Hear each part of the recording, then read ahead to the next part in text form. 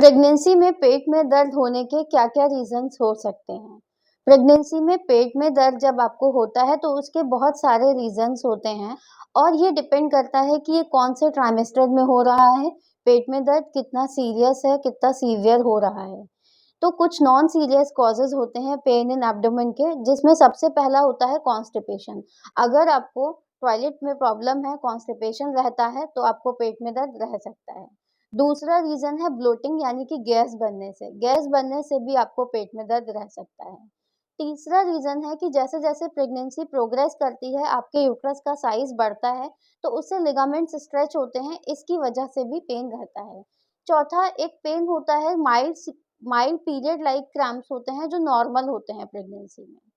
अगर आपकी प्रेगनेंसी ज़्यादा टाइम तक प्रोग्रेस कर चुकी है, यानी कि लगभग 36-34 वीक्स हो चुके हैं, तो आपको फॉल्स लेबर पेन्स भी हो सकते हैं, जिनको हम ब्रैक्सटन हिक्स कॉन्ट्रैक्शंस बोलते हैं। अब कुछ सीरियस कॉजेज़ पे आते हैं, जो कि पेन इन एब्डोमेन का रीज़न होते हैं।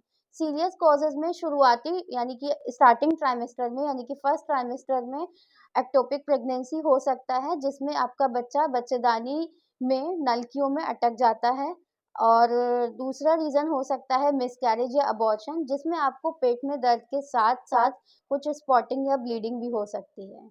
अगर आपकी प्रेगनेंसी सेकंड ट्राइमेस्टर तक प्रोग्रेस कर चुकी है या थर्ड ट्राइमेस्टर तक जा चुकी है, तो पेट में दर्द का रीज़न हो सकता है प्लासेंटा प्रीविया, यानी कि जो कुरैन है वो नीचे है। और चौथा रीज़न हो सकता है अब्रप्शियो, यानी कि कुरैन बच्चे की डिलीवरी से पहले ही सेपरेट हो चुकी है।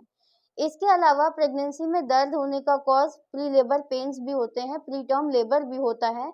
इसमें टाइम से पहले ही यानी 37 वीक से पहले ही आपको कॉन्ट्रैक्शंस और डायलेटेशंस होने लगते हैं, जिसकी वजह से आपको पेन होता है।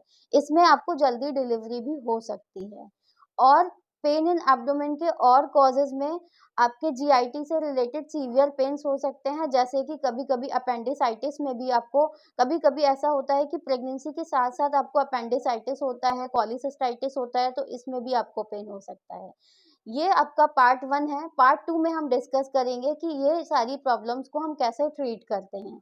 ये वीडियो आपको कैसी लगी कमेंट सेक्शन में हमें बताएँ और ज़्यादा से ज़्यादा शेयर करें और चैनल को सब्सक्राइब करें। Thank you.